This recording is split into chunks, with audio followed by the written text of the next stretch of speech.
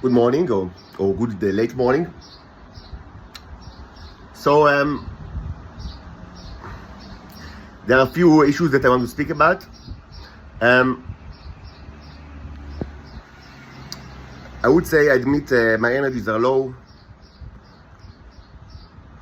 Both, because of the regular reasons, like the fact that I'm a prisoner in a horrible Nazi prison, and of course the detachment from my daughters, and the whole, the new disease. Even though as I said, it's not the first time at all that the people in Israel are actually, infecting me with diseases. But this time it was surely something much more, aggressive than before, and it actually had like an impact on my body. You've seen my tongue was, it's recovering, and I thank God. Of course, I bless God and thank God it's recovering pretty quickly, but it was in a horrible state. There was something something that looks like I don't know, like a snake here, and this part was like cut, really disgusting. But I prayed, and I also tried not to eat too much, and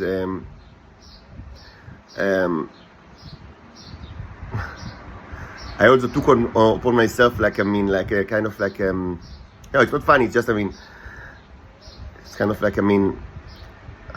I took I renewed my commitment that I admit I was considerably weakened during the last half a year.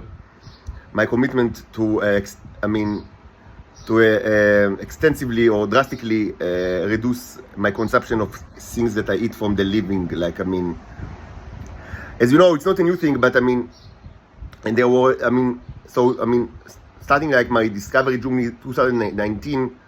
I also it was kind of like a journey that encompassed all my life. So part of it was also reevaluating issues that related to food.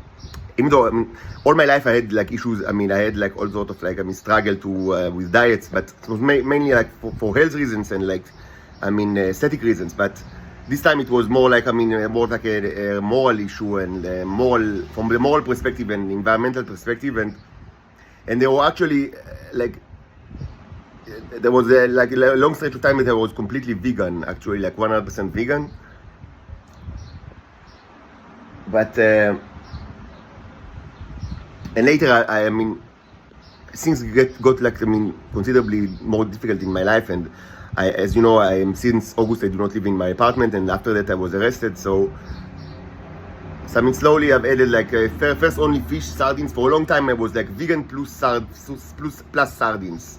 For a long time it was my diet, but then I used the excuse of the fact that I do not even buy my food, because I lived in my mother's apartment, and later in a rest house, or here in this apartment where we get food from charity. So I used it an excuse to slowly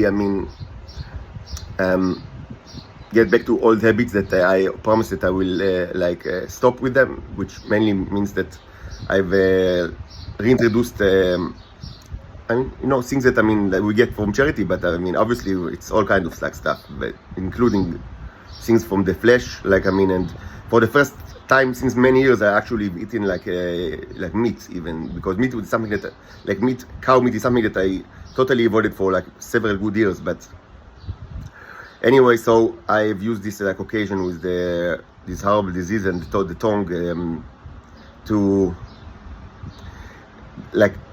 recommit myself to this cause. And so I really hope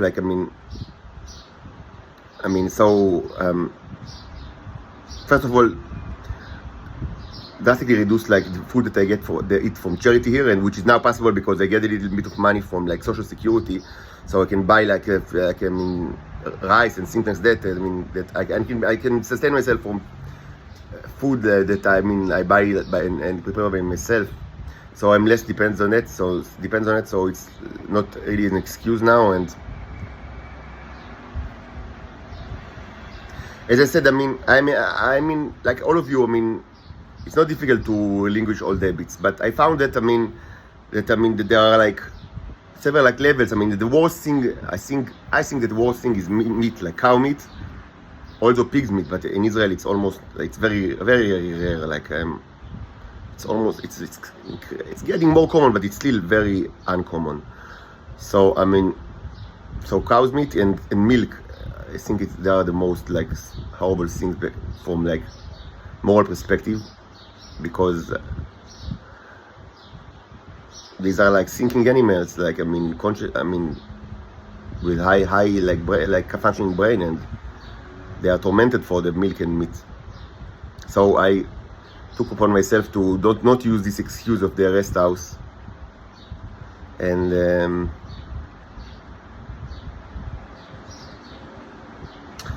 and get back to,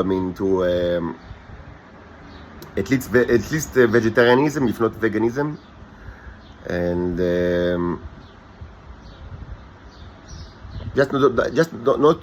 not use this or the rest as an excuse. I remember that I've read a couple of years ago. It's kind of like exactly the opposite, but it's kind of interesting curiosity that. So we know that there is, there is like a trend in last. It's a couple of decades old already, and it's always like it's a fad diet, and like all fad diets, it resurfaces from time to time with like different like, different like clause, like different like wrapped with different like scientific or philosophical justification, and like all sort of like practical institutions, like commercial institutions that are created to facilitate those diets. But I would say that the most like probably the most from the commercial aspect, like probably the most like familiar brand of that support this diet. It's called Atkins. But I was thinking, scientifically, probably should be called ketogenic diets. So, ketogenic diets are based on like eating only fat and protein and almost zero carbohydrates. Like, the most like, and there are all sorts of like levels like within this like philosophy, or but all levels of like how many carbohydrates you allow yourself. But even the maximum one is still much lower than what usual people eat like all around the world, unless they're like, no, actually right now it's all around the world. Like,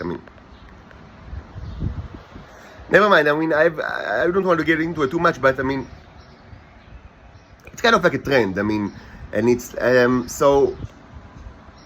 Of course, it's greatly. It's in great conflict with the vegetarianism and veganism, because it's probably impossible. It's impossible to do it without eating copious amount of.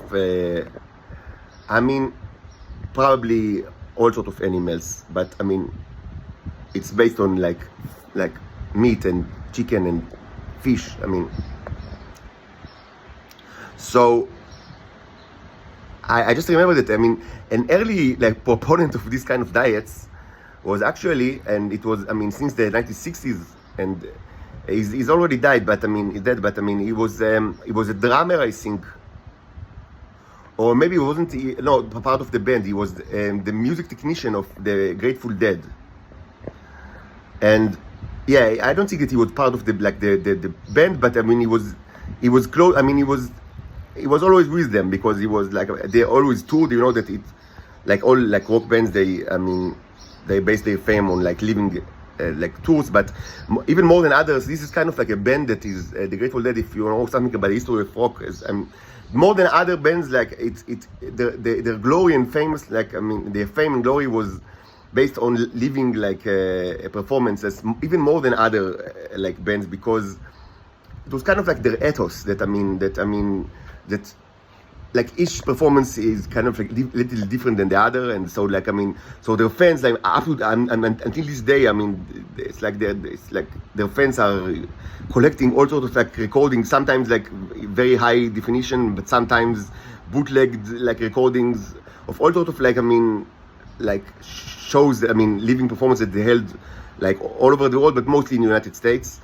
and I mean it's even more than other like bands. I mean in the history of rock, I mean they are known for. I mean it's important. I mean important part of the ethos is that I mean it's not only like this the studio albums, but I mean the live shows and the recording of those shows that, as I said, are like there are tons of them and are greatly varied in quality. I also, I mean, as you understand, I mean, from like the subtext, I'm quite fond of them. So even though I'm not like I wouldn't consider myself a deadhead, as they say, like I mean, it's the fans call themselves. Even some people say that I have a dead head, but I think that my head is like totally alive, and like I don't need to prove anything with this regard. Anyway, so the music technician, it was integral part of the band. As you understand, this kind of band, I mean, that is so like, I mean, like that the issue of live performance is so important to them, and it's every like performance is different, and it's like part of their ethos, and so the technical parts of are also very important. So they had like a music technician, which was integral part of the band for many years. I don't remember his name. He died already, and so he was an early proponent of like not eating carbohydrates at all. And so he was like since like even before, I mean since he was like 18 or something like that, like I mean since the 40s or the 50s, I don't remember, like he avoided like carbohydrates at all, and he only ate like, and sometimes he ate like only sirloin steaks like for months. Like I mean that's the only thing that he ate. So he was a proponent of this kind of diet, and he had all sorts of like manifestly wrong ideas about like its health benefits. So and he avoided that it was like his religion. I mean, to the fact that I mean, so like I mean, even if like even when like I mean, so like sometimes I mean he invited like the band, the Grateful Dead, I mean like to hang out in his apartment, because he was an integral part of the band, as I said. So they so I mean, so he didn't allow them to eat like carbohydrates in his home. So they had to like I mean without like so they had to like I mean like to smuggle like Snickers like or Mars bars in their pockets without him seeing when they wanted like to eat in his apartment. So he was kind of like that person. And another thing that he was known for, like he was very, I mean, he was very early adapter. Like I mean, he was innovative in another aspect. I mean, both in the musical aspect and, as I said, in ketogenic diet. But he also had another, like I mean, I would say lifestyle preferences that he was very, I mean, ahead of its time, as they said, and it's the usage of LSD and also selling LSD. Which, I mean, I'm not going to judge it like this kind of preferences right now. I would just say that it aligned very well with the preferences of the band members of the culture in general. But one thing that it didn't align itself very well was I mean the police. So I mean during the 70s or so, he had to take like two year hiatus from like being like technician for like the Grateful Dead, because he had to serve 2 years in jail because of this like other like innovation or like lifestyle choice of being like a LSD dealer.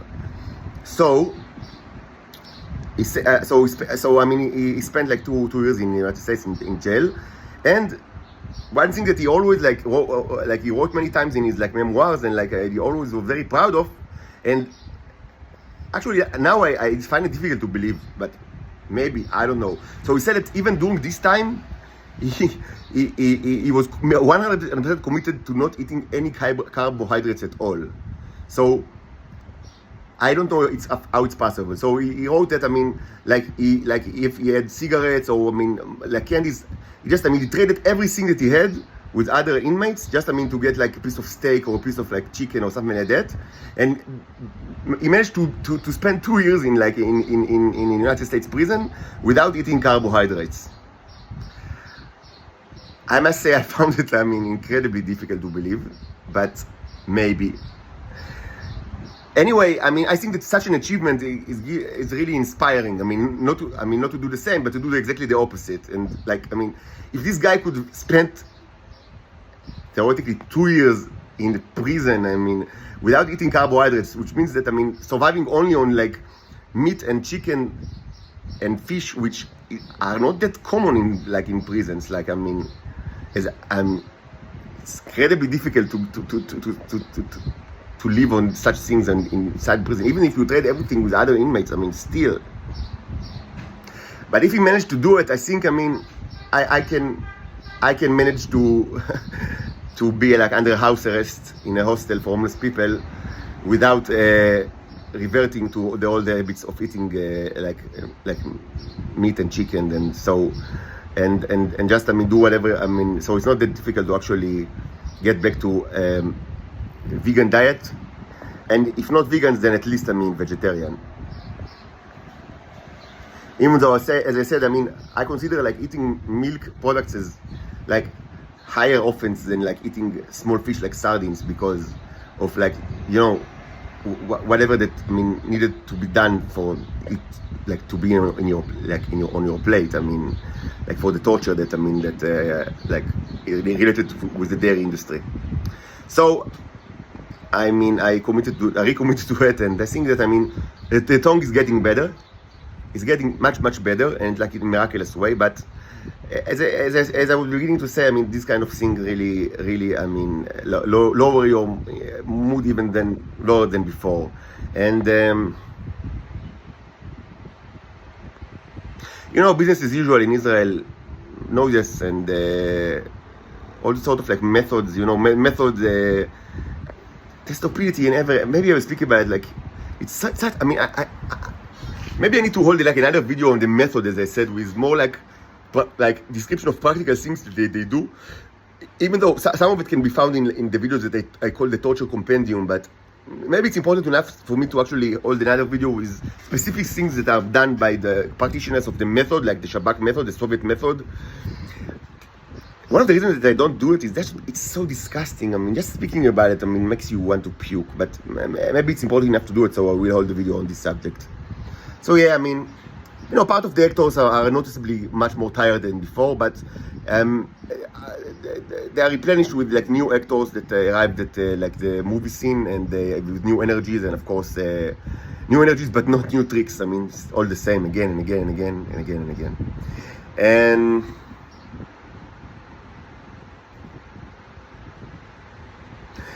this is torture. And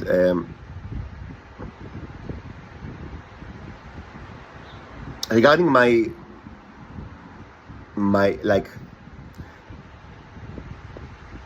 daughters, I mean, it's very sad that people think, I mean, it doesn't matter if they're from Israel or abroad, still think that, I mean, the solution can be participation in theater shows, while I explained very well that the theater is not the solution but the problem. The theater must be closed. Me and my daughters require intervention of foreign forces, arms and legs, not mouses and tongues, in order for us to be rescued from the Nazi prison. We do not require mouses and tongues, and we certainly do not require participation in theater shows. I would also say that I found it a little bit offensive, like I've just seen like a thumbnail. I mean, it's not the first, like it was the one in a long series with like the worst OS ever, like relation to like Microsoft. And OS, of course, is the social worker, I mean, in Hebrew. So I mean, by now you should have all understand very well that these OSES, of course, they receive money in order to, to do their job as defined by the state of Israel, which is a Nazi state. But by now, it should have been clear to everyone that ultimately they say they serve rich and powerful people, mainly in the United States. People that rich people and powerful people that are used for many years to receive robots from female robots from Israel to be used as companions, and also to receive the drug that the drug that they like so much, which is also something. And both of these actually are, I mean, require my subjugation and my humiliation. I would say that the drug requires it because of its natural, because it does not, I mean, produce without my nanobots. The Titans themselves, arguably, I mean, no, they do not, I mean, depend on me, like, per se. I would say that, I mean, of course, they existed much before I was even born, but, and so it's not, I mean, so, and there could be Titans like females around the world that don't even know about my existence and don't like get any of these like nanobots at all, and maybe they do not even know that what they are. I mean, even though, I mean, as opposed to me, like, they couldn't be left completely in the darkness because they should know of the dangers of them having sex with like regular males, and I've never, I don't have such an issue. I mean, I can have sex with both like Titan females and like Homo sapiens females, so that was one of the reasons why no one ever told me anything like about my nature, because I do not like possess a risk from this like to no one. So I mean, theoretically, I mean, there could be like such female Titans that, I mean, around the world that, I mean, they don't even know about their nature, and the only thing that people told them, I mean, and convinced them is that they shouldn't have sex for some reason, theoretically. Of course, such people, I mean, I cannot like blame them if they, I mean, they live like in an entirely different existence from my own. But of course, many others like know about me and received, I mean, the drug from the Israelis, I mean, by my and throughout my subjugation. This is a great scene, and I should say that they are still, it's still something, I mean, that is the interest of rich and powerful people in the United States, because it allows them to change their form in a way that is suited, that align with the interests of these people, specifically if they are part of the intelligence services of this world, or they are part of a different sector of the world. But as I said, these rich and powerful people in the United States, not only the United States, but in other places as well, and if they live in Israel, but they originally they were born in the United States, and they were sent here as part of like your arrangement of like sending pedophile scumbags who are like within the like Western countries of this world. As you know, this is part of the arrangement that, I mean, is, as I said many times, it's this arrangement is one of the reasons why the humanity is annihilated. It's a horrible arrangement, and indirectly it is the cause of so much like torture that, I mean, but I don't want to speak about it again. This arrangement is horrible. But in any case, if there is like a family in Shoam that, I mean, that the mother is like a Titan robot, and the father, like, I mean, is now, I mean, serves in the Israeli intelligence, or related to the Israeli intelligence, but originally he was born in the United States and he was sent here like as part of this arrangement. I would just say that from my perspective and from the perspective of the Titans, the Cherubs, he's American. I've said it many times. Like, and this is actually also relates to the symbolic language. Actually, this also have implications like on the symbolic commands and the crowd courses that I speak about so much for years now. But just as you know, I mean, and I've said it many times, but maybe it was like reiterating. The person, I mean, is associated with the place where he was born. This is particularly true if he was sent by the state where he was born to another place as part of like an arrangement between countries that, of course, is to the political advantage of the place where he was born. So, I mean, so if there's like a family in Shoam that, I mean, the mother is like a Titan robot, and the father is like, I mean, he was like pedophile in the United States, and he was sent here to Israel to live his life as part of this arrangement, and if this family, I mean, now, I mean, they decide that they not only require, I mean, want the production of the tea by the mother, by the female mother, but they also want now to have like baby robots, because they now know that, I mean, it's a new kind of like a product in the portfolio of robotic products that, I mean, the Israelis are you know, present to the world, because as I said, I mean, since 7 years ago when my daughters were born, I mean, now the Israelis have a new product in their like disposal to offer for great money, which is robotic babies. And as I said, this is, I mean, a new level of subjugation and terror and like humiliation, and I was subjected to torture and abuse in the workplace that is beyond imagination. And it was, of course, a great, like, I mean, like, of course, that, I mean, eventually it led to my poverty and my, and my, like, and my, as you see, like, where I am right now. Like, this was, I mean, the direct cause of the new product of like selling robotic babies. I am now poor, like, mainly, I mean, because of this new product. I mean, even before that I was tortured, but since, I mean, the Israelis, I mean, had like designed this new product to sell to the world, I mean, of course, everything got considerably worse for me. And as I said many times, it was imperative from their perspective that, I mean, I will not raise even my own daughters. But ultimately, I mean, I lost my jobs, and I was like abused in several workplaces because of this new product, robotic babies, that, I mean, the Israelis wanted to produce. And of course, I cannot complain to anyone. I have no one to speak with. I am not a citizen. I have no rights at all. And all the money that I lost, I mean, no one cares. You, I mean, make like millions. You, when I say you, I mean the intelligence services of this world. You make millions on my back. And no, it's not only that I didn't receive any shekel out of it. It's more than that. I mean, I was kept in poverty, and I couldn't even like keep jobs that, I mean, I'm fully qualified to just by my education and my experience, but it wasn't in the agenda of no one, because they wanted me, I mean, to be their whore, and they wanted robotic babies, and both of these, I mean, are, I mean, as a they are predisposed. I mean, they depend on me being so poor. So I should say that, I mean, regarding such a theoretical family, so if such a theoretical family in Shoam, in Israel, I mean, they decided they now want like a robotic baby, and they decided for that purpose I need to be poor, and I need not to raise my own children, and I need like to to give my literally my semen for them, and be kept like in the darkness.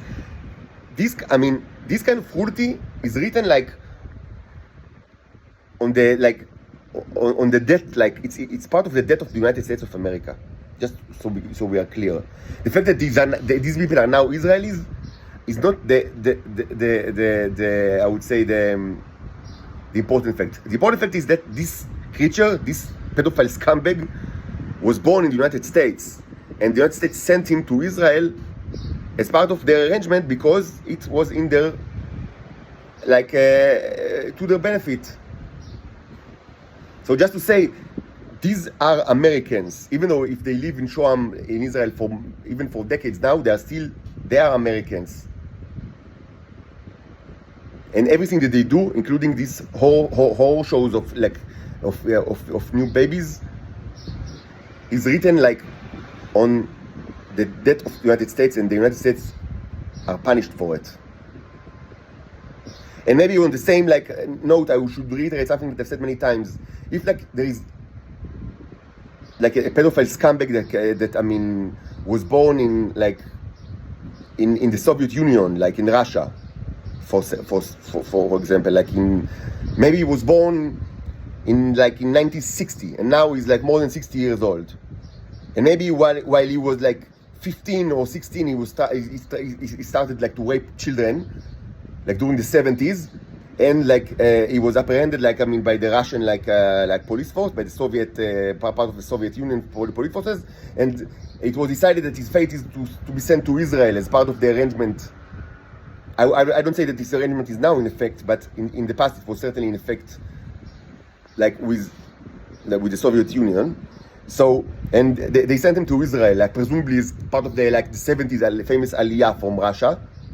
So he was sent to Israel when he was like barely a teenager, and of course he lived his own life in Israel as like under the protection and the guardianship of the Shabak. And now he's 60-something years old, and of course still working for the Shabak. And the Shabak sent him here to this apartment, in this hostel, to terrorize me, to apply all the horrible like practices of the method, in order to break me or to convert me to make me their like their shoe or their mattress, like so I will be subjected to the will, and or just to make me scared, so I will run away from this apartment, and then I will be back to like full arrest, like until the end of the proceeding, which can be a year from now. So theoretically, if such a person exists, even though he's now 60-something years old, and maybe he doesn't even remember how Russia even looks like, or maybe he doesn't even remember almost anything from his childhood years, and like, because he was Israeli for so long, I would say that whenever this guy is like, this pervert scumbag is like removing his clothes in front of me when I just get out of this door, because I want to like to prepare like dinner for myself in the kitchen. So he uses this occasion to get out and do his like as pervert, like just to keep on his underwear, and sometimes not even that, in order for me like to suffer from this abuse. Whenever he's doing it, theoretically, if such a person exists, whenever he's doing that, it should be said very, very simply: this crime is written on the notebook, on the debt of Russia. Even though, he might not even remember how Russia looks like. We don't care. He was born there. He was sent here by, even though it was a different like regime, and it's not part of the Soviet Union, and arguably you can say they changed their ways, because now Russia is not in that good terms with Israel as before. I don't care, we don't care, the Cherubs don't care, we don't care, God doesn't care. This scumbag, this old pervert, that right now, like is doing everything that he knows, which is all, it's just disgusting stuff. As part of like, of course, he was sent by the Shabak to terrorize me, like so many other people was sent to do such things like, for many years. Each time that he's doing his shenanigans, shenanigans is not like a correct term, because these are actually crimes. This is sexual abuse. But of course I cannot say anything, because if I'll just open my word, what would be my fate? They will say you can't live here in this like hostel. You couldn't live in your mother's apartment because you went out of her custody. So there is no other place for you. Just be under arrest forever. Like until the end of the proceedings, presumably sometime next December or even later than that. And the rest is horrible, because people treat me even worse in the rest. Of course, this place is better than being under arrest, like full arrest. So I can say anything at all. And of course, the Shabbat knows that, and of course that the abuse is predicated on these assumptions. So I just say it. So every time this theoretical, I don't say that such a person exists, but every time this person, this 60 years old pervert, is doing their sexual abuse acts, their pervert exposure in front of me, when I get out of this room just to perform the food, this crime is written. It's written in a notebook, and the cover of the notebook, the title is Russia, because this person was born in the Soviet Union, in a place that is now Russia. Or if he was born in Ukraine, if it's the same story, but this person was born in Ukraine, and everything is the same, it's now written under the notebook, Ukraine. And these countries will pay, and they are already paying, and they will pay severely for every action that he is doing. Every time this old pervert is exposing himself to me, while when I go to the kitchen to eat something, I promise you, the people of Russia or of Ukraine are paying tremendously, and they will keep paying. And the payment is huge and almost unbearable, but that's the way that we act. That's the way that the Cherubs understand reality. If you have a problem with that, as I said many times, you can fax the Kotel, like they say, the Western Wall, the Wailing Wall, the Kotel Amaravi. There is like a service that you can, people put like notes inside the walls of the Kotel when they like want to send messages to God. So there is like a service that like by the operators of like the rabbinical operators of the Kotel, that you don't even need to go there. Like you can just send the fax to them, and like they put like fax inside the wall. So if you have a problem with whatever, like how we understand reality, and like how we keep our debts like, and who is to blame for every like action. As I said, your best option is fax to the Kotel, fax to the rabbinical authorities that operate the Wailing Wall in Jerusalem. You can send them fax from wherever you are in this world. You don't even need to come to Israel.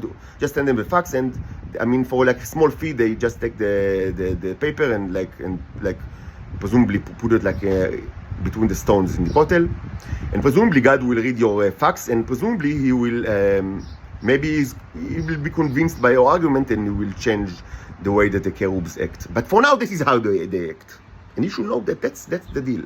That's how they act. That's the way it is.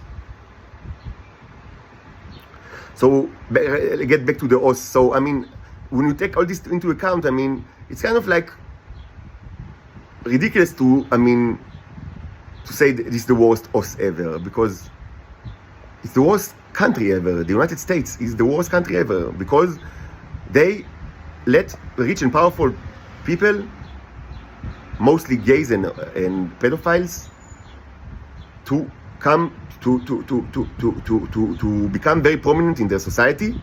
All, of course, under the excuse or of that they are so tolerant and rainbow and etc. etc. We all of us are very versed in the supposedly modern values of openness and equality. And under this pretense, they let these people torture me and commit crimes against me that are unimaginable. And of course, the os thing is only part of it. This os, ultimately, she serves. It's not one. Several. They serve those masters in the United States.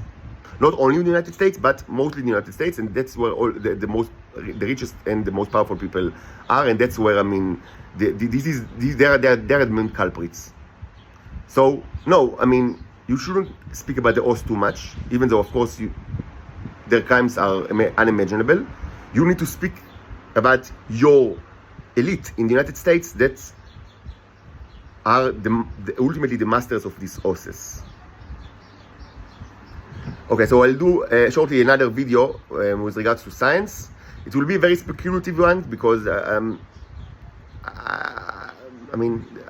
find it very difficult to actually advance with my current means. Without being especially speculative, and it's really difficult to me to even disprove or prove several important conjectures. But I need to speak about those conjectures in order, because they will affect how I want to continue with my practical experiments.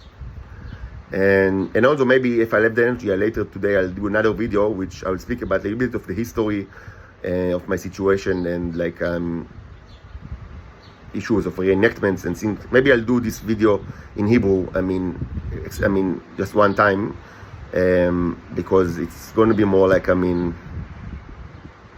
now let's think about it.